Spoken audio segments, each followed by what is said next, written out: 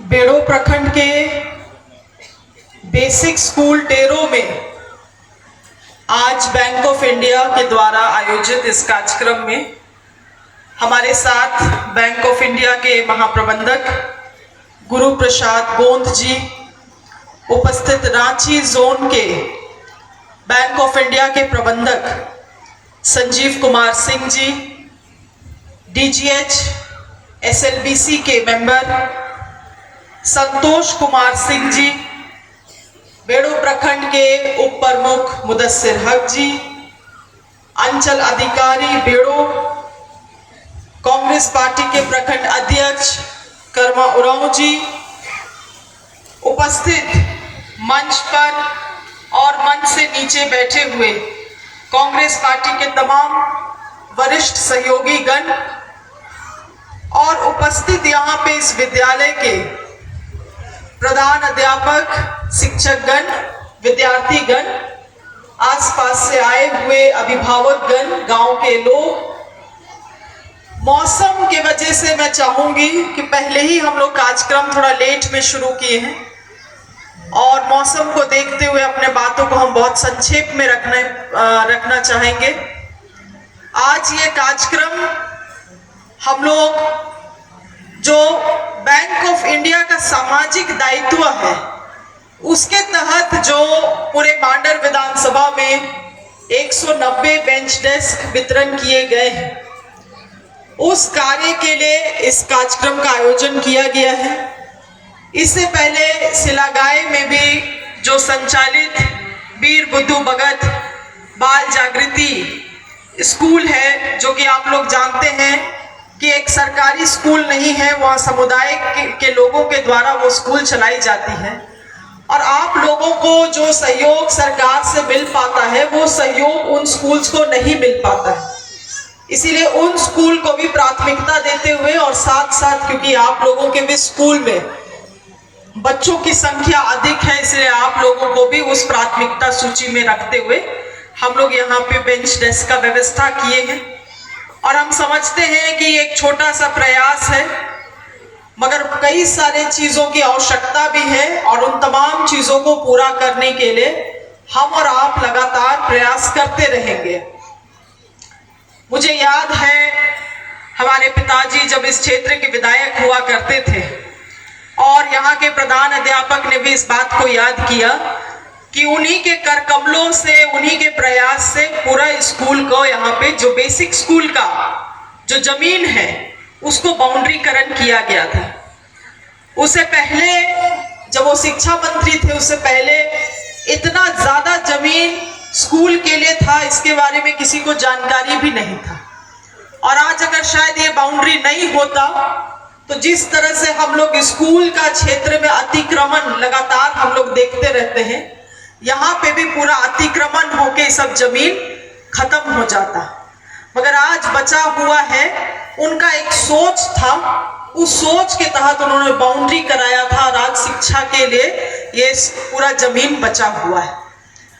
आप लोग याद करते होंगे 2013 में जब वो विधायक थे तो उनका प्रयास था कि यहाँ पे एक नेत्रहाट के तर्ज में, नेत्रहाट में जैसे विद्यालय है वह आवासीय विद्यालय, उसी के तर्ज पे यहाँ पे मॉडल स्कूल बने। बहुत लिखा पढ़ी किए सरकार से और जैसे हम लोग सब जानते हैं कि सरकारी काम में थोड़ा वक्त लगता है, वक्त लगा, मगर 2014-15 तक ये कार्य भी यहाँ पे शुरू हुआ, जिसका आप लोग बाईं तरफ भवन जो आधा बना हुआ भवन को देखते हैं वो। मगर आप लोग ये भी जानते हैं कि 2014 में वो फिर चुनाव को हारे और जो ठेकेदार यहाँ पे था और जो उस समय विधायक थे, ध्यान नहीं होने के कारण आज आप देखिए ठेकेदार आधा कार्य करके फरार हो गया और यहाँ स्कूल इसी तरह से अपूर्ण आधा का आधा बना रहा। बहुत चिंता का विषय है, बहुत दुख का विषय है। मगर बच्चा को केवल पैदा कर देना काफी नहीं होता है, खास करके उसका शुरुआती साल में उसको बहुत तेल मालिश, बहुत तरह से बीमारी से, तमाम चीजों से उसको बचाना पड़ता है। स्कूल का यही हालत था, सोच उनका पैदा किए स्कूल के सोच को उन्होंने, मगर जब तेल मालिश का समय आया, जब उस समय का वक्त आया जब इसको निखारना था, उस समय विधायक नहीं रहे, किसी का ध्यान नहीं रहा। और आज बहुत दुख लगता है, कई बार स्कूल का निरीक्षण करके हम स्वयं गए हुए हैं कि क्या क्या हो सकता है स्कूल का। उस समय का जो एस्टिमेट बना था और अब का एस्टिमेट में जमीन आसमान का फर्क है। 10 साल होता है, 15 साल होता है। अब इसको बनाना है, मतलब नए तरीके से सरकार को इस योजना को लेना होगा, नए तरीके से इंजीनियर को इसका पूरा एस्टिमेट और डिजाइन तैयार करना होगा, तभी ये संभव हो पाएगा। माननीय मुख्यमंत्री, जब हम विधायक बने तब माननीय मुख्यमंत्री से मैंने अनुरोध भी किया कि पिताजी का सपना था और अब हम उसको आगे बढ़ा रहे हैं, तो सरकार इस कार्य को आगे बढ़ाने में हमारी मदद करे। आगे भी हम इस प्रयास को जारी रखेंगे, क्योंकि आज के दिन में नेत्रहाट के तर्ज पे जो स्कूल खड़ा हो रहा है, 100-200 करोड़ का ये बड़ा प्रोजेक्ट होगा। इतना आसान नहीं होगा हमारे लिए कि हम इस प्रोजेक्ट को यहाँ ला सके, मगर हम जब तक हैं आप लोगों के बीच में, एक एक दिन हम प्रयास करेंगे कि सरकार से हम गुहार लगाए और इसको हम लोग उस तरह से नेत्रहाट के तर्ज में मॉडल स्कूल में विकसित करने का काम करें। ये बतलाना आपको जरूरी है, क्योंकि यहाँ पे लोग दिग्भ्रमित करने वाले भी ज्यादा है, लोग गलत बताने वाले ज्यादा है, लोगों का प्रयास मेहनत उसको कम देखा जाता है और गलत तरीके से कहानी परोसने का काम ज्यादा किया जाता है। मगर जिनको समझ है, जो लोग जानते हैं, जो कि संघर्ष को देखे हैं, उन चीजों को भी समझते हैं। आज हम सिलागाय में गए, वहां पे सरना विकास विद्यालय में हम जब बेंच डेस्क देने का काम किए, चुनाव का वक्त था, आप लोगों को हम बतलाना चाहेंगे। जब हम वहां पे गए थे, चुनाव का समय में जब घूमिएगा तो लोग बोलता है पैसा देवे तबे वोट देवो, मगर हमको याद है जब हम गए थे सिलागाय में, तो वहां का विद्यालय का जो लोग था, वहां आसपास के लोग थे, लोग बोले मैडम हम लोग को कुछ नहीं चाहिए, आप केवल बोलिए जब नेता बनिएगा, जब विधायक बनिएगा तो स्कूल में आके केवल बेंच डेस्क दे दीजिएगा, बच्चा लोगों को बैठने में तकलीफ होता है। और आज यही कारण है कि वहां हम पहुंचे बेंच डेस्क देने के लिए। तो ये जनता और समाज का ताकत होता है कि उस समाज को किस दिशा में ले जाना चाहता है। आजकल हम लोगों में धार्मिक आस्था ज्यादा है और शिक्षा के लिए चेतना कम। हम लोग को चाहिए मंदिर बने, गिरजा बने, सरना स्थल बने, मस्जिद बने। हम और आप एक्सपायरी डेट लेके दुनिया में आए हैं, मगर तब भी धर्म को बचाने का ठेका हम ही लोग लेके रखे हुए हैं। ऐसा लगता है कि ईश्वर ही कमजोर पड़ गया है, धर्म नहीं बचा पाएगा। मगर आज किसी को चिंता नहीं होता है कि स्कूल बने, शिक्षा का भी विकास हो, उन चीजों में लोगों का कम ध्यान रहता है। आज यहाँ के स्कूल ने मांगा, इसीलिए उनको मिला। आप जो मांगिएगा वही आपको मिलेगा। रोड, रास्ता, नाली, भवन, ये सब चीजें ठीक है, मगर ये सब बिल्डिंग का विकास नहीं होता है। सबसे ज्यादा जरूरी विकास होता है यहाँ वाला विकास। यहाँ वाला विकास नहीं होगा और केवल हम लोग भवन बना देंगे, केवल हम लोग रोड बना देंगे, तो वैसा में समाज भी सही दिशा में नहीं जा पाएगा। पहले हमारा पुरखा पूर्वज लोग समझता था, इसीलिए इतना बड़ा बड़ा जमीन को शिक्षा के लिए देके गया। आज का दिन में आप कहीं नहीं देखिएगा। शिक्षा के लिए दान छोड़िए, अपना घर परिवार को रहने के लिए नहीं होगा तो उसको नहीं देता है जमीन, शिक्षा का बात दूर का। मगर हम लोगों का पुरखा पूर्वज में समझ था कि समाज को आगे बढ़ाना है तो शिक्षा में ही जोर देना होगा, इसीलिए इतना बड़ा बड़ा जमीन को शिक्षा के लिए संरक्षित करके गया। और निश्चित रूप से आने वाला समय में अच्छे चीजें होंगे। हम 2022 में चुनाव लड़े, आप लोगों के बीच में रह के बहुत मेहनत किए। मात्र हम 2 साल 2.5 साल ही विधायक रह पाए। दोबारा से 2024 में चुनाव हुआ, दोबारा से जीत के आए, सरकार ने मौका दिया और इस बार आप लोगों का क्षेत्र से कृषि मंत्री बने। एक समय में बाबा बने थे 2007 में शिक्षा मंत्री, उसी समय सब बाउंड्री सब हुआ था। अब हम बने हैं शिक्षा मंत्री, तो ये आप पे निर्भर करता है कि आप क्या लाभ हमारे से ले पाइएगा।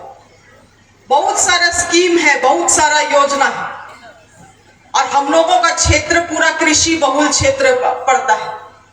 यहाँ कौन खेती बाड़ी नहीं करता है, मगर आज का समय में केवल पारंपरिक खेती में निर्भर रहने से नहीं चलेगा। आज समय बदल रहा है, मौसम बदल रहा है, कभी अच्छा बारिश करता है तो कोई साल कोई बारिश ही नहीं होता है। आधुनिक तरीके से खेती करना होगा और आधुनिक तरीके से खेती करने के लिए कृषि पशुपालन सहकारिता विभाग के पास सारा योजना है। बीज बोलिएगा बीज है, खाद बोलिएगा खाद है, यंत्रीकरण के लिए बोलिएगा ट्रैक्टर तो ट्रैक्टर है, बड़ा ट्रैक्टर छोटा ट्रैक्टर है। पटवन के लिए दिक्कत होता है तो डीजल पेट्रोल का दिक्कत है तो सोलर का पटवन है। पशुपालन का दिक्कत होता तो पशु दे रहा है सरकार। तमाम चीजें योजना आपको विभाग से मिल रहा है। हम चाहते हैं कि हमारे कृषि मंत्री होने पर आप लोगों को, हमारे क्षेत्र के लोगों को सबसे अधिक से अधिक लाभ मिले। मगर अफसोस कब हुआ, हम जब घूमने लगे तो यहाँ पे लोगों को पता ही नहीं है कि सरकार क्या योजना चला रहा है। कितना लोगों को मालूम है कि 50% सब्सिडी में बीज मिलता है लैंप्स पैक से? हाथ उठाइए, कितना लोगों को मालूम है? एक जन को मालूम है, बेचारा बच्चा, एक जन को मालूम। कितना लोगों को मालूम है कि 50% सब्सिडी में और 80% सब्सिडी में ट्रैक्टर मिल रहा है? कितना लोगों को? एक को दो को लोगों को मालूम, इधर भी मालूम। कितना लोगों को मालूम है कि 90% सब्सिडी में सोलर पंप मिल रहा है?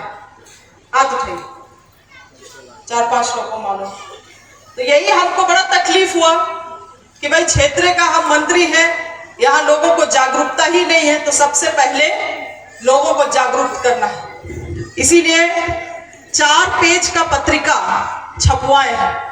अरे चना बादाम खाने के लिए नहीं है, बढ़िया से रखना है इसको घर में, क्योंकि योजना के बारे में एक एक जानकारी, कहाँ फॉर्म मिलेगा, कितना सब्सिडी है और किसको पैसा देना है, सारा चीज इसमें लिखा हुआ है।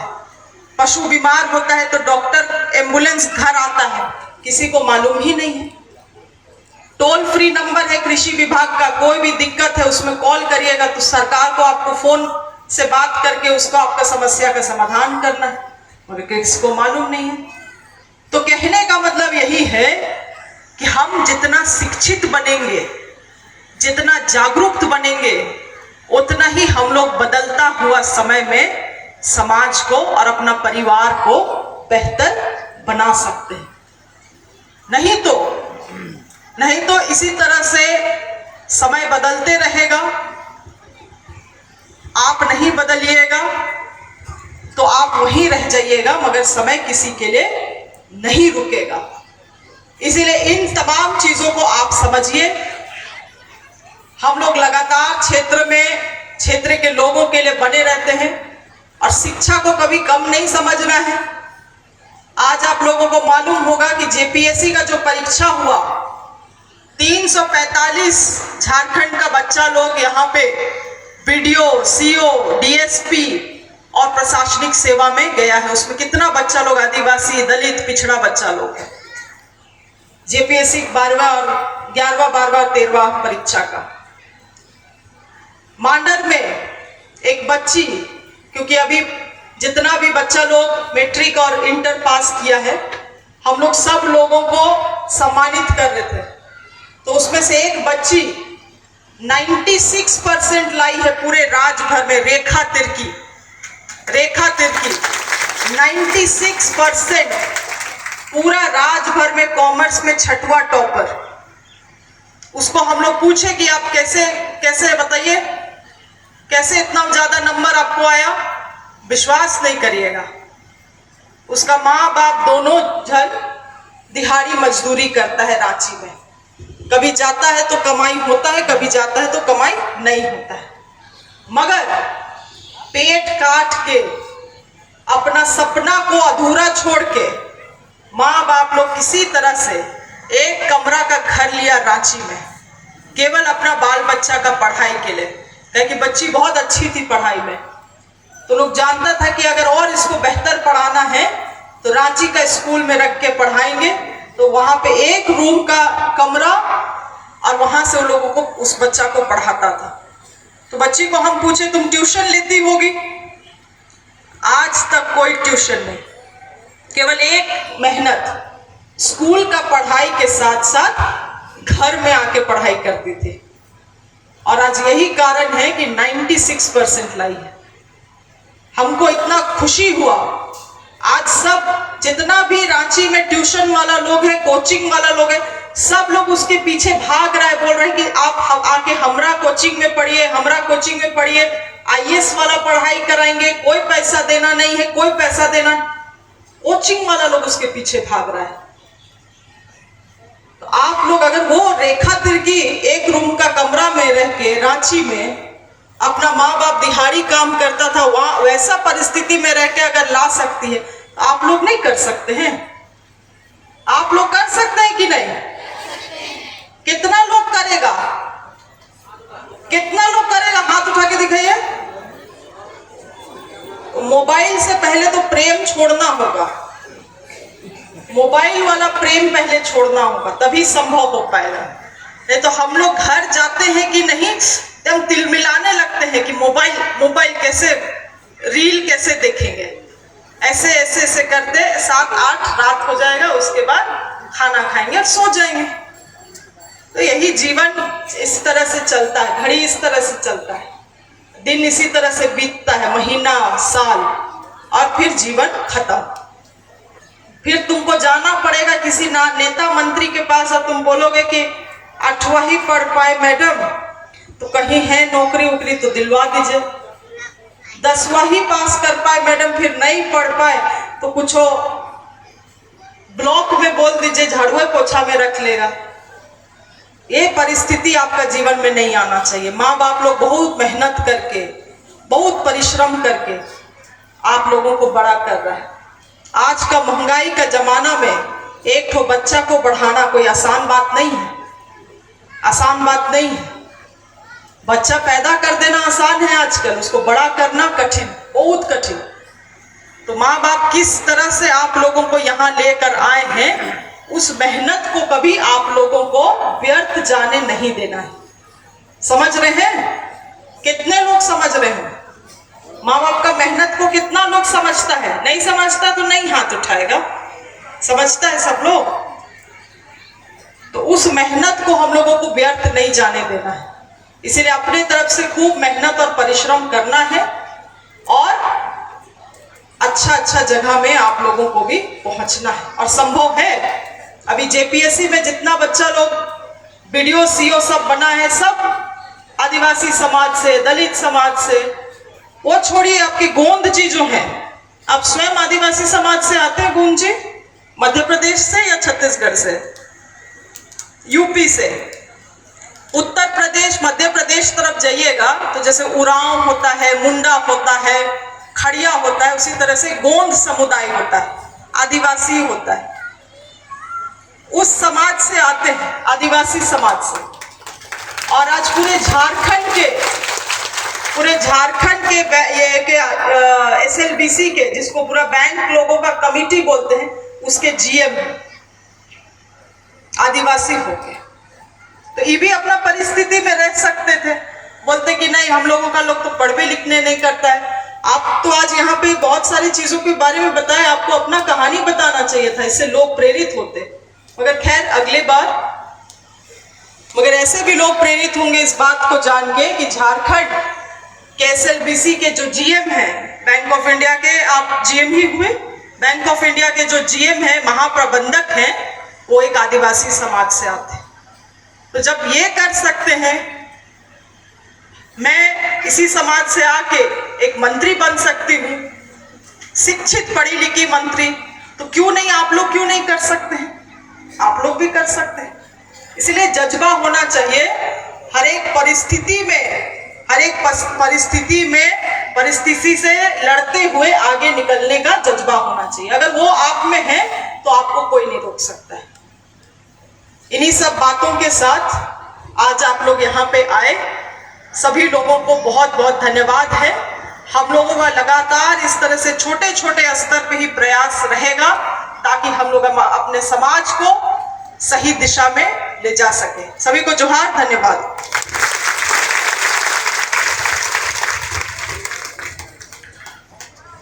आपके अनमोल वचन के लिए बहुत बहुत धन्यवाद मंत्री महोदय मैडम।